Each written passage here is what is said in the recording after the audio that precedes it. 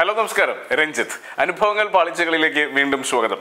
ഞങ്ങൾക്ക് പലതരത്തിലുള്ള എൻക്വയറീസ് വരാറുണ്ട്. പലപ്പോഴും വലുതും ചെറുതുമായിട്ടുള്ള ബിസിനസ്സുകൾ, പല ഡൊമൈനിലുള്ള ബിസിനസ്സുകൾ. അങ്ങനെ നമ്മൾ വളരെ സ്ട്രോങ് ആയിട്ട് കൺസൾട്ട് ചെയ്യുന്ന ഒരു വിഭാഗമാണ് ഹെൽത്ത് കെയർ ഇൻഡസ്ട്രി എന്ന് പറയുന്നത്. ഹോസ്പിറ്റലുകൾ, ക്ലിനിക്കുകളൊക്കെ. ഇത് ഒരു ക്ലിനിക്കിനെ കുറിച്ചുള്ള കഥയാണ്. വളരെ രസകരമായിട്ടുള്ള ഒരു ട്രാൻസ്ഫോർമേഷൻ സ്റ്റോറിയാണ് ഞാൻ പറയാൻ പോകുന്നത്. ഡോക്ടർ ജോർജ്, അദ്ദേഹം കുറേ കാലങ്ങളായിട്ട് വളരെ എക്സ്പീരിയൻസ്ഡ് ആയിട്ടുള്ള ഒരു ഡോക്ടറാണ്. അദ്ദേഹത്തിൻ്റെ മകനും ഭാര്യയും ഡോക്ടേഴ്സാണ്. ഒപ്പം തന്നെ അദ്ദേഹത്തിൻ്റെ 2-3 കസിൻസ് ഉണ്ട്. ഇവരൊക്കെ ഡോക്ടേഴ്സാണ്. അപ്പം ഡോക്ടർ ജോർജ് ഒറ്റയ്ക്കായിരുന്നു പ്രാക്ടീസ് ചെയ്തുകൊണ്ടിരുന്നത് ഒരു ചെറിയ ക്ലിനിക്ക് എന്നുള്ള രീതിയിൽ കുറേ കാലങ്ങളായിട്ട്. അദ്ദേഹം വളരെ സോട്ട് ആഫ്റ്റർ ആയിട്ടുള്ളൊരു ഡോക്ടറാണ്. അപ്പം അതുകൊണ്ട് തന്നെ അത്യാവശ്യം നല്ല തിരക്കുണ്ടായിരുന്നു.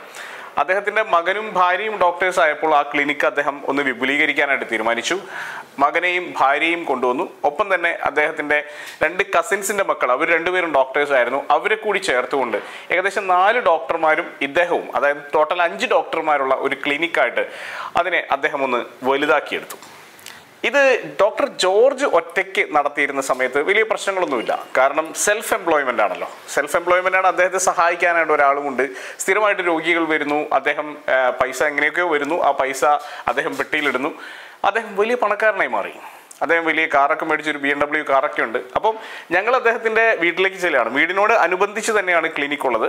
വീട് ഒരു സ്ഥലത്ത് വെക്കുന്നു, മറ്റേ ഗേറ്റിലൂടെ കടന്നാൽ ക്ലിനിക്ക് അത്യാവശ്യം വലിയ ക്ലിനിക്കാണ്. ആ ക്ലിനിക്കിലേക്ക് എത്തുകയും ചെയ്യാം. ഞങ്ങൾ അവിടേക്ക് ചെല്ലുന്നു. ഡോക്ടറെ നമ്മളെ സ്വീകരിച്ചിരുത്തുന്നു. വീട്ടിലേക്കാണ് ആദ്യം ചെല്ലുന്നത്. അപ്പോൾ അദ്ദേഹം പറയുന്നു കാര്യങ്ങളൊക്കെ അത്യാവശ്യം നല്ല രീതിയിൽ പോകുന്നുണ്ട്. പക്ഷേ മുൻപ് എനിക്ക് വരുന്ന പൈസയ്ക്കൊക്കെ നല്ല കൃത്യത ഉണ്ടായിരുന്നു. ഇപ്പോൾ എത്ര പൈസ കിട്ടുന്നുണ്ടോ എന്നുള്ളതിനെക്കുറിച്ചൊന്നും കൃത്യതയില്ല. ഇത്ര അധികം ആൾക്കാർ വന്നിട്ടും ഇത്രയധികം രോഗികൾ വന്നിട്ടും മുമ്പുണ്ടായതിനേക്കാൾ ഒരുപാട് രോഗികൾ ഇപ്പോൾ കൂടി. അവിടെ നല്ല തിരക്കായി. ആക്ച്വലി അവിടെ ആ സൈഡിൽ, റോഡ് സൈഡിലൊക്കെ കാർ പാർക്ക് ചെയ്യാൻ സ്ഥലമില്ലാതെ വലിയ പ്രശ്നങ്ങൾ ഉണ്ടായിക്കൊണ്ടിരിക്കുന്നു. കാർ പാർക്കിങ്ങിന് അപ്പുറത്ത് പുള്ളി സ്ഥലം അന്വേഷിച്ചുകൊണ്ടിരിക്കുന്നു. ഇത്രയും തിരക്കുണ്ട്. പക്ഷേ മുൻപ് കിട്ടിയിരുന്ന പൈസ പോലും അദ്ദേഹത്തിന് കിട്ടുന്നില്ല, അല്ലെങ്കിൽ പ്രോഫിറ്റബിലിറ്റി അദ്ദേഹത്തിന് ഉണ്ടാവുന്നില്ല എന്നുള്ളൊരു ഫീല് അദ്ദേഹത്തിന് തോന്നുന്നു. ഒട്ടും കൺട്രോൾ ഇല്ല. എന്താണ് സംഭവിക്കുന്നതെന്ന് അറിയില്ല. ഇതിൻ്റെ ഒപ്പം തന്നെ അദ്ദേഹം ഒരു ഫാർമസിയും തുടങ്ങി. കാരണം അദ്ദേഹം പ്രിസ്ക്രൈബ് ചെയ്യുന്ന മരുന്നുകളൊക്കെ ഏറ്റവും ഈസി ആയിട്ട് അദ്ദേഹത്തിൻ്റെ ഫാർമസിയിലൂടെ തന്നെ കൊടുക്കാമല്ലോ. അതുപോലെ തന്നെ ചില പ്രൊസീജിയറുകൾ നടത്താനുള്ള ഒരു ചെറിയ സെറ്റപ്പും ഒക്കെ അദ്ദേഹം അതിൻ്റെ ഒപ്പം ഉണ്ടാക്കിയിട്ടുണ്ട്. ചുരുക്കി പറഞ്ഞാൽ അത്യാവശ്യം സാധനങ്ങൾ സ്റ്റോക്ക് ചെയ്യണം, അതായത് ഇൻവെൻട്രി വേണം. അങ്ങനെയുള്ള ഒരുപാട് മാനേജ്മെൻറ്റ് ലെവലിൽ ഒരുപാട് കാര്യങ്ങൾ ചെയ്യേണ്ട തരത്തിലേക്ക് ഈ ക്ലിനിക്ക് ഓൾറെഡി എത്തിയിട്ടുണ്ടായിരുന്നു. ഇദ്ദേഹത്തിന് കഴിഞ്ഞ 2 വർഷമായിട്ട് യാതൊരു തരത്തിലുള്ളൊരു കൺട്രോളുമില്ല. ഇദ്ദേഹത്തിൻ്റെ മകന് ഇതിനെക്കുറിച്ച് കൃത്യമായിട്ടുള്ള ഒരു ഐഡിയ അദ്ദേഹം കൊടുത്തിട്ടുമില്ല. അതുകൊണ്ട് മകനും വളരെയധികം ഫ്രസ്ട്രേറ്റഡ് ആണ്. അദ്ദേഹം പറയുന്നുണ്ട്, ഇത് കുറച്ചുകൂടി സിസ്റ്റമാറ്റിക് ആക്കിയാലേ, കുറച്ചുകൂടി ടെക്നോളജിയൊക്കെ ഉപയോഗിച്ചാലേ കാര്യങ്ങൾ കുറച്ചുകൂടി ഭംഗിയായിട്ട് നടക്കുകയുള്ളൂ. മകന് കുറച്ചും കൂടിയും ഈ ടെക്നോളജിയെക്കുറിച്ചൊക്കെ ഐഡിയ ഉണ്ട്. അപ്പോൾ അദ്ദേഹം കുറേ കൺസേൺസ് നമ്മളുടെ അടുത്ത് പറഞ്ഞു. ഞങ്ങൾ ഒരു പ്രോസസ് സ്റ്റഡി, സാധാരണഗതിയിൽ നമ്മളിതിനെ പറയുന്നത് ബിസിനസ് സ്കാൻ എന്നാണ്. ഈ ഡോക്ടർമാർ ചെയ്യുന്ന പോലെ തന്നെയാണ് നമ്മളും ചെയ്യുന്നത്. നമ്മൾ ബിസിനസ് ഡോക്ടേഴ്സാണ്. അപ്പോൾ അതുകൊണ്ട് തന്നെ ഒരു ഡോക്ടർ നമ്മളുടെ അടുത്തേക്ക് വരുമ്പോൾ നമ്മൾ അദ്ദേഹത്തിനോട് സജസ്റ്റ് ചെയ്യുന്നത് നിങ്ങൾക്കൊരു സ്കാൻ ചെയ്യണമെന്നാണ്. അങ്ങനെ ഞങ്ങളൊരു സ്കാൻ ചെയ്യാൻ ആരംഭിച്ചു. ഞങ്ങളുടെ ബിസിനസ് സ്കാൻ എന്ന് പറയുന്നത് വളരെ ഡീറ്റെയിൽഡ് ആയിട്ടുള്ള ഒരു പ്രോസസ്സാണ്. നമ്മളുടെ കൺസൾട്ടൻസ് അവിടെ ചെല്ലുകയും ഓരോ കാര്യങ്ങളെയും കൃത്യമായിട്ട് പഠിക്കുകയും ചെയ്യും. ശരിക്കും പറഞ്ഞാൽ ഒരു ക്ലിനിക്കാവട്ടെ, ഏത് ബിസിനസ് ആവട്ടെ, ഇതൊരു ഫോം ഓഫ് ബിസിനസ് ആണല്ലോ. അപ്പം എന്തിനു വേണ്ടിയാണ് ഈ ക്ലിനിക്ക് നടത്തുന്നത് എന്നുള്ള ചോദ്യം മുതൽ, അതായത് ഒരു വിഷൻ, മിഷൻ തുടങ്ങിയ കാര്യങ്ങൾ മുതൽ ആക്ച്വലി നമ്മൾ പഠിക്കാൻ ആരംഭിക്കും. എന്ത് സ്ട്രാറ്റജിയിലാണ് മുന്നോട്ട് പോകുന്നത്, എന്തൊക്കെ പോളിസീസാണ് അവിടെ ഉള്ളത്, തൊട്ടുള്ള കാര്യങ്ങൾ നമ്മൾ പഠിക്കാൻ ആരംഭിക്കും. അവിടെയുള്ള ആളുകൾ, അവർ ചെയ്യുന്ന വർക്ക്, അതിൻ്റെ പ്രോസസ്സ്, എന്തൊക്കെ സിസ്റ്റംസ് ഉപയോഗിക്കുന്നുണ്ട്, ഇതെല്ലാം തന്നെ വളരെ ഗാഠമായി അല്ലെങ്കിൽ വളരെ അഗാധമായി തന്നെ നമ്മൾ പഠിക്കാൻ ആരംഭിക്കും. ഇങ്ങനെ പഠിക്കുമ്പോഴാണ് പലപ്പോഴും പല കാര്യങ്ങളും പുറത്തേക്ക് വരിക. കാരണം അവർ പോലും അറിയാത്ത പല കാര്യങ്ങളും പുറത്തേക്ക് വരും. ഏറ്റവും ആദ്യത്തെ കാര്യം, ഞങ്ങൾ 7 കാര്യങ്ങളാണ് അവിടെ നോട്ട് ചെയ്തത് ഈ ബിസിനസ് സ്കാനിൽ നിന്ന്. പ്രധാനപ്പെട്ട 7 കാര്യങ്ങൾ. ഒരുപാട് കാര്യങ്ങളുണ്ട്. ഇതിനെ നമ്മൾ ട്രസ്റ്റ് ഏരിയാസ് എന്ന് പറയുന്ന ഏരിയാസ് ആയിട്ട് നമ്മൾ ചുരുക്കിയിട്ട് 7 കാര്യങ്ങളിലേക്ക് നമ്മൾ വന്നു. ഏറ്റവും ആദ്യത്തെ കാര്യം എന്ന് പറയുന്നത്, അവിടെ ഒരു വർക്ക് ഫ്ലോ എന്ന് പറയുന്ന സംഭവമേ ഡിഫൈൻ ചെയ്തിട്ടില്ല. അപ്പോൾ അതുകൊണ്ട് തന്നെ ഒരു പേഷ്യൻ്റ് വന്നു കഴിഞ്ഞാൽ എന്ത് ചെയ്യണമെന്നോ, അടുത്ത ലെവലിലേക്ക് എങ്ങനെ പോകണമെന്നോ, എങ്ങനെയാണ് ഒരു കൺസൾട്ടിങ് റൂമിലേക്ക് എത്തേണ്ടതെന്നോ, കൺസൾട്ടിങ് റൂമിൽ നിന്ന് പുറത്ത് വന്നു കഴിഞ്ഞാൽ എന്ത് ചെയ്യണമെന്നോ, ഇതിനൊന്നും കൃത്യമായിട്ടുള്ള ഒരു ഫ്ലോ അല്ലെങ്കിൽ ഒരു സ്റ്റാൻഡേർഡ് ഓപ്പറേറ്റിംഗ് പ്രൊസീജിയർ ഇല്ല. അതുകൊണ്ട് തന്നെ പല ആളുകൾ പലതരത്തിൽ പല സമയങ്ങളിൽ ചെയ്യുന്നത് നമുക്ക് കാണാം. അവിടെ വരുന്ന പേഷ്യൻസ് കൺഫ്യൂസ്ഡ് ആണ്, കൃത്യമായ ഡിറക്ഷൻ ഇല്ല. മാത്രമല്ല അവിടെ അത്യാവശ്യം എംപ്ലോയീസ് ഉണ്ട്, സ്റ്റാഫുണ്ട്. ഏകദേശം ഒരു 15ഓളം സ്റ്റാഫ് പല കാര്യങ്ങൾക്കായിട്ടുണ്ട്. ഈ 15 സ്റ്റാഫുകളും പലതരത്തിൽ പല കാര്യങ്ങളൊക്കെയാണ് ചെയ്തുകൊണ്ടിരിക്കുന്നത്. അപ്പോൾ അതിൻ്റെ ഇഷ്യൂസും അവിടെ കൃത്യമായിട്ട് അനുഭവിക്കുന്നുണ്ട്. അപ്പോൾ വർക്ക് ഫ്ലോ ഇല്ല എന്നുള്ളതായിരുന്നു ആദ്യത്തെ പ്രശ്നം. രണ്ടാമത്തെ പ്രശ്നം അപ്പോയിൻമെൻറ്റിൻ്റെ മിസ്മാനേജ്മെൻ്റ് ആണ്.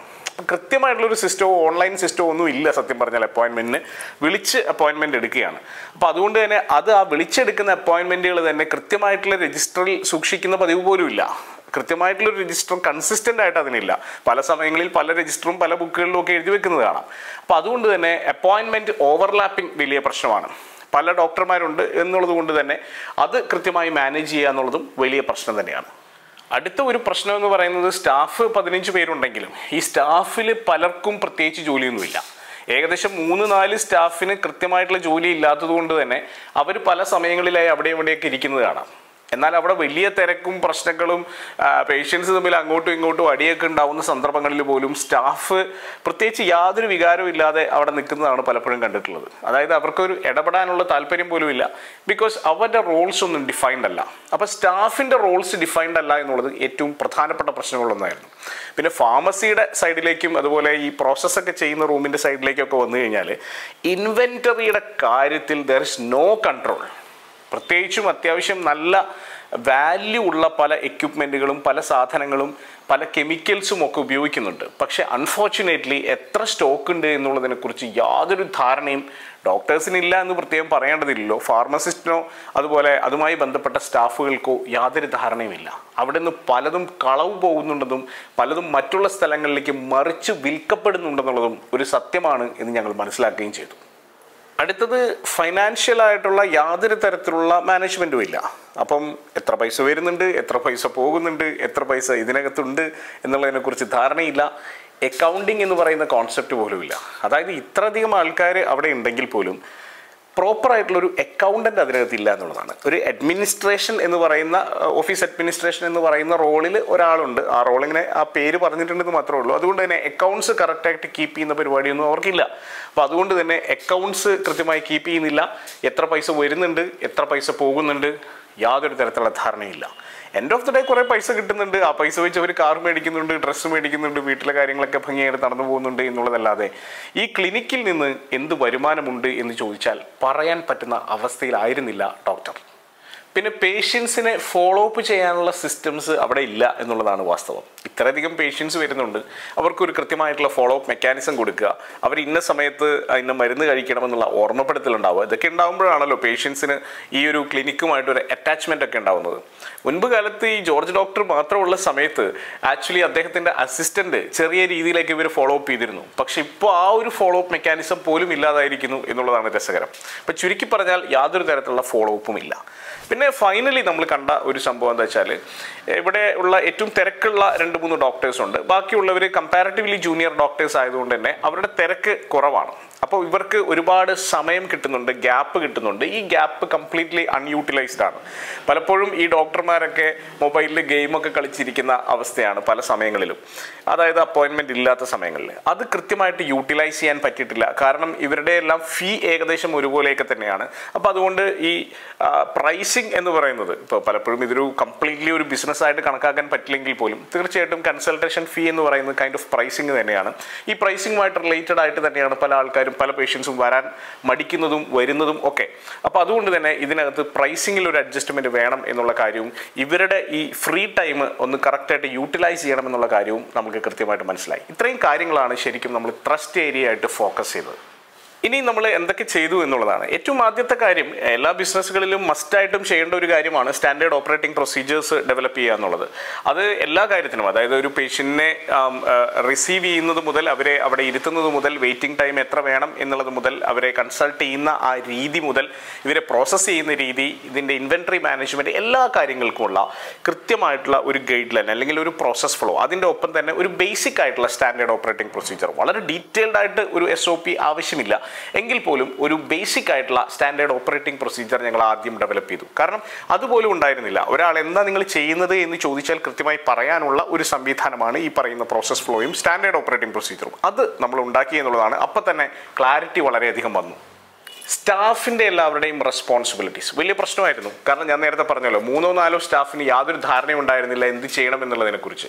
അവരുടെ ധാരണ കൃത്യമാക്കി അവർക്ക് റോൾസ് ആൻഡ് റെസ്പോൺസിബിലിറ്റീസ് കൃത്യമായി നമ്മൾ ഡിഫൈൻ ചെയ്തു കൊടുത്തു. അപ്പം തന്നെ വലിയ മാറ്റങ്ങളുണ്ടായി. കാരണം പല ആളുകളും എൻഗേജ്ഡായി. 2 പേരെ നമുക്ക് അവിടെ നിന്ന് മാറ്റേണ്ടി വന്നു. കാരണം പ്രത്യേകിച്ച് യാതൊരു പണിയും എടുക്കാൻ അവർ തയ്യാറല്ല. കാലങ്ങളായിട്ട് വെറുതെ ഇരുന്നുകൊണ്ട് അവർക്കതൊരു ശീലമായി പോയി. അപ്പോൾ അതുകൊണ്ട് നമ്മൾ ചില റെസ്പോൺസിബിലിറ്റീസ് ഏൽപ്പിച്ചപ്പോൾ അവർ വലിയ റെസിസ്റ്റൻസ് കാണിച്ചു. അപ്പോൾ അതുകൊണ്ട് അവരെ നമുക്ക് അവിടെ നിന്ന് മാറ്റേണ്ടി വന്നു. വലിയ തരത്തിലുള്ള റെസിസ്റ്റൻസ് കാണിച്ചുകൊണ്ട് ഡോക്ടർ തന്നെ പറയുകയാണ് മാറ്റാം, കാരണം പ്രത്യേകിച്ച് ഉപകാരമൊന്നുമില്ല. അങ്ങനെ 2 പേരെ മാറ്റി. ചുരുക്കി പറഞ്ഞാൽ 15 എംപ്ലോയീസിൽ നിന്ന് 13 ചുരുങ്ങി, അത്ര ആവശ്യമുള്ളൂ. അപ്പോൾ അതുകൊണ്ട് തന്നെ ബാക്കിയുള്ള ആളുകളിലേക്ക് കൃത്യമായിട്ട് റെസ്പോൺസിബിലിറ്റീസ് അലോക്കേറ്റ് ചെയ്ത് കൊടുത്തു. ഒരു ഓൺലൈൻ അപ്പോയിൻമെൻറ്റ് മാനേജ്മെൻറ്റ് സിസ്റ്റം അവിടെ ഉണ്ടാക്കി എന്നുള്ളതാണ് മറ്റൊരു പ്രധാനപ്പെട്ട സംഭവം. തീർച്ചയായിട്ടും ഓൺലൈനിലും ബുക്ക് ചെയ്യാം, അതുപോലെ ടെലിഫോൺ കോൾ വിളിച്ചും ബുക്ക് ചെയ്യാം. അവരുടെ വെബ്സൈറ്റ് ഉണ്ട്, ആ വെബ്സൈറ്റിലേക്ക് ലിങ്ക് ചെയ്ത് വെബ്സൈറ്റ് ത്രൂവും ബുക്ക് ചെയ്യാൻ പറ്റുന്ന ഒരു സിസ്റ്റം. അങ്ങനെ ആകുമ്പോൾ കറക്റ്റായിട്ട് സ്ലോട്ട് ബേസ് ചെയ്തിട്ടുള്ള ഒരു ബുക്കിംഗ് സിസ്റ്റം, നമ്പർ ബേസ് ചെയ്തിട്ടുള്ള ഒരു ബുക്കിംഗ് സിസ്റ്റം അവിടെ ഉണ്ടായി. വരുന്ന ആളുകൾക്ക് കൃത്യമായിട്ടുള്ള ഒരു ടോക്കൺ നമ്പർ ഉണ്ടാവും. ആ ടോക്കൺ നമ്പർ അനുസരിച്ച് തന്നെ അവർക്ക് മുന്നോട്ട് പോകാം. അങ്ങനെ ഒരു കൃത്യമായിട്ടുള്ളൊരു സിസ്റ്റം, അതിന് കൃത്യമായിട്ടുള്ളൊരു ഡീറ്റെയിലിംഗ്, ഒരാൾ വന്നില്ലെങ്കിൽ എന്താണ് ചെയ്യേണ്ടത് എന്നുള്ളത് അടക്കമുള്ള, ഒരാൾ ഒരു പെർട്ടിക്കുലർ ടൈം സ്ലോട്ട് കൊടുത്തിട്ട് അപ്പോൾ വരാതെ കുറച്ച് കഴിഞ്ഞിട്ട് വന്നാൽ അവരെ എന്ത് ചെയ്യണം, ഇതടക്കമുള്ള കൃത്യമായിട്ടുള്ള ധാരണയുള്ളൊരു സിസ്റ്റം ഉണ്ടാക്കുകയും അതിന് ഒരാളെ റെസ്പോൺസിബിൾ ആക്കുകയും ചെയ്തു. അതോടുകൂടി അപ്പോയിൻമെൻറ്റ് മാനേജ്മെൻറ്റ് സിസ്റ്റം ക്ലിയർ ആയതോടുകൂടി വലിയ മാറ്റമാണ് അവിടെ ഉണ്ടായത്. കാരണം അവിടെ സ്ഥിരമായിട്ടൊരു സംഘർഷാവസ്ഥ നിലനിന്നിരുന്നു. ആ സംഘർഷാവസ്ഥ പോയി ആളുകൾക്ക്, പേഷ്യൻസിന് നല്ല ക്ലാരിറ്റി കിട്ടി എന്നുള്ളത് വലിയ മാറ്റമാണ്. പിന്നെ നമ്മൾ ഒരു ബേസിക് ആയിട്ടുള്ള ഒരു അക്കൗണ്ടിങ് സിസ്റ്റവും ഇൻവെൻട്രി മാനേജ്മെൻറ്റ് സിസ്റ്റവും അവിടെ കൊണ്ടുവന്നു. ഫാർമസിയുമായിട്ട് കണക്ട് ചെയ്തുകൊണ്ട്, ഒപ്പം തന്നെ ക്ലിനിക്കുമായിട്ടും കണക്ട് ചെയ്തുകൊണ്ടുള്ള ഒരു അക്കൗണ്ടിങ് സോഫ്റ്റ്വെയർ അവിടെ കൊണ്ടുവന്നു. ഫാർമസിയുമായിട്ട് കണക്ട് ചെയ്ത് അക്കൗണ്ട്സ് കറക്റ്റാക്കി അവരുടെ ഇൻവെൻട്രി മാനേജ്മെൻറ്റ് പെർഫെക്റ്റ് ആക്കി. ഇപ്പോൾ ഫാർമസിയിലൊക്കെ പ്രത്യേകിച്ചും ഇൻവെൻട്രി കറക്റ്റ് ആക്കിയില്ലെങ്കിൽ വലിയ ബുദ്ധിമുട്ടാണ്. കറക്റ്റായിട്ട് കൃത്യമായി സ്റ്റാക്ക് ചെയ്തില്ലെങ്കിൽ ബുദ്ധിമുട്ടാണ്. കൃത്യമായി നെയിം ചെയ്ത് കോഡുകൾ കൊടുത്തുകൊണ്ട് അത് ആ സോഫ്റ്റ്വെയറിലേക്ക് എൻ്റർ ചെയ്തില്ലെങ്കിൽ എവിടെയാണ് ഈ മരുന്ന് ഇരിക്കുന്നത് എന്ന് കണ്ടുപിടിക്കുന്നത് പോലും വലിയൊരു ചടങ്ങാണ്. അപ്പോൾ ഇത്തരത്തിലുള്ള കാര്യങ്ങളെല്ലാം ക്ലിയർ ആക്കിയപ്പോൾ തന്നെ അവിടുത്തെ പണി ശരിക്കും പറഞ്ഞാൽ ഒരുപാട് സമയം ആളുകൾക്ക് അവിടെ ആ ഫാർമസിയുടെ മുന്നിൽ വെയിറ്റ് ചെയ്യേണ്ട അവസ്ഥയുണ്ടായിരുന്നു. പക്ഷേ അത് വളരെ എളുപ്പമാക്കി കൊടുത്തു എന്നുള്ളതാണ് ഏറ്റവും പ്രധാനപ്പെട്ട കാര്യം. പിന്നെ നമ്മളൊരു വീക്ക്ലി റിവ്യൂ ചെയ്യാനായിട്ട്, ഈ ക്യാഷ് ഫ്ലോ ഒക്കെ വീക്ക്ലി റിവ്യൂ ചെയ്യുന്നതിന് വേണ്ടിയിട്ട് ഈ ഡോക്ടർ ജോർജിനും അദ്ദേഹത്തിൻ്റെ മകനും റിവ്യൂ ചെയ്യാൻ പറ്റുന്ന തരത്തിലേക്ക് ഒരു ഡാഷ്ബോർഡ് വർക്കൗട്ട് ചെയ്തു. എത്ര ഇൻകം വരുന്നുണ്ട്, എത്രയാണ് പെർ ഡോക്ടർ ഇൻകം വരുന്നത്, ഓരോ ഡോക്ടർക്കും എത്ര റെമ്യൂണറേഷൻ എടുക്കാം, ഇങ്ങനെയുള്ള കാര്യങ്ങളിലൊക്കെ ഒരു ക്ലാരിറ്റി വരുത്തി. മാത്രമല്ല ഒരു ഇൻസെൻറ്റീവ് ബേസ്ഡ് ആയിട്ടുള്ള ഒരു മെക്കാനിസം സ്റ്റാഫിനും നമ്മൾ അറേഞ്ച് ചെയ്ത് കൊടുത്തു. ചുരുക്കി പറഞ്ഞാൽ സ്റ്റാഫും ഈ ഓർഗനൈസേഷൻ്റെ ഒരു ഭാഗമാണ് എന്നുള്ള ഫീലിംഗ് അവർക്ക് പതുക്കെ കിട്ടി തുടങ്ങി എന്നുള്ളതാണ്. അപ്പോൾ സാധാരണ ഈ ഡോക്ടർമാരുടെ ഒരു പ്രശ്നം എന്ന് പറഞ്ഞാൽ, ഞാൻ ഡോക്ടർമാരെ എല്ലാവരെയും അടച്ചാക്ഷേപിക്കുകയല്ല, എങ്കിൽ പോലും അവർ ഈ ക്ലിനിക്കിൻ്റെ കാര്യത്തിൽ അല്ലെങ്കിൽ ഇതിൻ്റെ ഒരു ബിസിനസ് സൈഡിൽ, ബിസിനസ്സൊക്കെ വേണമെന്ന് പലർക്കും ഉണ്ടാവുമെങ്കിലും ഇതിൻ്റെ ഒരു ബിസിനസ് സൈഡിൽ കൃത്യമായിട്ടുള്ള കണക്കുകൾ സൂക്ഷിക്കാനോ അക്കൗണ്ട്സ് നോക്കാനോ ഒന്നും അവർക്ക് താല്പര്യം ഉണ്ടാവില്ല. അപ്പോൾ അതുകൊണ്ടാണ് ഒരു ഡാഷ്ബോർഡിലേക്ക് എത്തുന്നത്. കാരണം ഏറ്റവും അവസാനമുള്ള സംഖ്യകൾ മാത്രം അവർ നോക്കിയാൽ മതി, പരിശോധിച്ചാൽ മതി. അപ്പോൾ വീക്കിലി അരമണിക്കൂർ അവർ സ്പെൻഡ് ചെയ്യുകയാണെങ്കിൽ തീർച്ചയായിട്ടും അവർക്ക് ഈ ക്ലിനിക്കിൻ്റെ കംപ്ലീറ്റ് കൺട്രോൾ കിട്ടുന്ന തരത്തിലേക്കുള്ള ഒരു ഡാഷ്ബോർഡ് സെറ്റ് ചെയ്യുകയും ഈ അരമണിക്കൂർ അവർ സ്പെൻഡ് ചെയ്യണം എന്നുള്ളത് നമ്മൾ ഉറപ്പിക്കുകയും ചെയ്തു. മാത്രമല്ല നമ്മളുടെ കൺസൾട്ടൻറ്റ് എല്ലാ വീക്കിലും ഏകദേശം 1 മണിക്കൂർ ഇവരുമായിട്ട് ഇരുന്നിട്ട് ഇതിൻ്റെ ഒരു പ്രോഗ്രസ് അനലൈസ് ചെയ്യുന്ന ഒരു മെക്കാനിസം ഡെവലപ്പ് ചെയ്യുകയും ചെയ്തു. ആൻഡ് ഫൈനലി ക്വിക്ക് കൺസൾട്ടേഷൻ എന്ന് പറയുന്ന ഒരു കോൺസെപ്റ്റ് കൊണ്ടുവന്നു. അതുപോലെ ടെലി കൺസൾട്ടേഷൻ എന്ന് പറയുന്ന കോൺസെപ്റ്റ് കൊണ്ടുവന്നു. പ്രത്യേകിച്ചും വളരെ ഒക്യുപ്പൈഡ് അല്ലാത്ത ഡോക്ടേഴ്സിനെ സംബന്ധിച്ചോളം, അവിടെ ഒരു 2 ഡോക്ടേഴ്സ് അത്ര ഒക്യുപ്പൈഡ് ആയിരുന്നില്ല. ഞാൻ നേരത്തെ പറഞ്ഞ പോലെ പലപ്പോഴും ഇഷ്ടംപോലെ സമയം അവർക്ക് കിട്ടുമായിരുന്നു. അവർക്ക് വേണ്ടിയിട്ട് ഇവരുടെ വെബ്സൈറ്റിൽ തന്നെ ടെലി കൺസൾട്ടേഷൻ എന്ന് പറയുന്ന കോൺസെപ്റ്റ് കൊണ്ടുവരികയും പെട്ടെന്ന് തന്നെ നമുക്ക് മൊബൈലിൽ കൺസൾട്ട് ചെയ്തിട്ട് പല കാര്യങ്ങളും ചെയ്തു കൊടുക്കാൻ പറ്റുന്ന തരത്തിലേക്ക് അതിനെ മാറ്റുകയും ചെയ്തു. അപ്പോൾ അതിനുശേഷം ഉണ്ടായ വലിയൊരു മാറ്റം എന്ന് പറയുന്നത്, ശരിക്കും ഇവർക്ക് ഉണ്ടായിരുന്ന അപ്പോയിൻമെൻറ്റിൻ്റെ എണ്ണം, ഇപ്പോൾ സാധാരണഗതിയിൽ ഒരു ദിവസം ഏകദേശം 15-16 അപ്പോയിൻമെൻറ്റ്സ് ആണ് ഇവർക്ക് അധികം ഇല്ലാതിരുന്ന ഡോക്ടേഴ്സിന് കിട്ടിയിരുന്നതെങ്കിൽ അത് ഏകദേശം 32-33 എന്ന് പറയുന്ന ആ ഒരു റേഞ്ചിൽ ഏകദേശം ഇരട്ടിയോളം അപ്പോയിൻമെൻറ്റ്സിലേക്ക് വന്നു. അതിൽ ഏകദേശം പകുതിയോളം ഈ പറഞ്ഞ ടെലി അപ്പോയിൻമെൻറ്റുകളായിരുന്നു. അപ്പോൾ ശരിക്കും അവരുടെ വെറുതെ ഇരുന്ന സമയം കൂടി യൂട്ടിലൈസ് ചെയ്യാനും സാധിച്ചു. ചുരുക്കി പറഞ്ഞാൽ ഇന്നിപ്പോൾ ആ ക്ലിനിക്ക് വളരെ നല്ല രീതിയിൽ റൺ ചെയ്യുന്ന ഒരു ക്ലിനിക്കാണ്. അത്യാവശ്യം വളരെ സിസ്റ്റമാറ്റിക് ആയിട്ട് അത് റൺ ചെയ്യുന്നുണ്ട്. അവർ പുതിയ ഫ്രാഞ്ചൈസി മോഡലിലേക്ക് പോകാനുള്ളൊരു പ്ലാനൊക്കെ ആക്ച്വലി നമ്മളുടെ അടുത്ത് ചോദിച്ചിട്ടുണ്ട്. ചുരുക്കി പറഞ്ഞാൽ അടുത്ത ഒരു ഘട്ടത്തിലേക്കുള്ള ഒരു വളർച്ചയിലേക്ക് അവർ മൂവ് ചെയ്തുകൊണ്ടിരിക്കുന്നു. പലപ്പോഴും നമുക്ക് ഉണ്ടാകുന്ന വലിയ ഹാപ്പിനെസ് എന്ന് പറയുന്നത് ഇത്തരത്തിൽ ഓർഗനൈസേഷൻസിനെ അടുത്ത ലെവലിലേക്ക് മൂവ് ചെയ്യിപ്പിക്കുമ്പോഴാണ്. ഒരുപാട് ഓർഗനൈസേഷൻസിനെ നമുക്ക് എല്ലാ തരത്തിലുമുള്ള ഓർഗനൈസേഷൻസിനെ അടുത്ത ലെവലിലേക്ക് ട്രാൻസ്ഫോം ചെയ്യാൻ നമുക്ക് കഴിഞ്ഞിട്ടുണ്ട്. അതിലെ ഏറ്റവും മനോഹരമായിട്ടുള്ള ഒരു എക്സാമ്പിളാണ് ഞാൻ ഇന്ന് പറഞ്ഞത്. നിങ്ങൾക്ക് ഇത്തരത്തിലുള്ള പ്രശ്നങ്ങൾ നേരിടുന്നുണ്ടെങ്കിൽ തീർച്ചയായിട്ടും ഞങ്ങളെ സമീപിക്കാം. ഓർഗനൈസേഷനെ കുറച്ചുകൂടി സ്ട്രീംലൈൻഡ് ആക്കി, സിസ്റ്റമൈസ്ഡ് ആക്കി നമുക്ക് അടുത്ത ലെവലിലേക്ക് ഗ്രോ ചെയ്യുന്ന തരത്തിലേക്ക് നിങ്ങളുടെ ഓർഗനൈസേഷനെ പാകപ്പെടുത്തിയെടുക്കാം. All the best.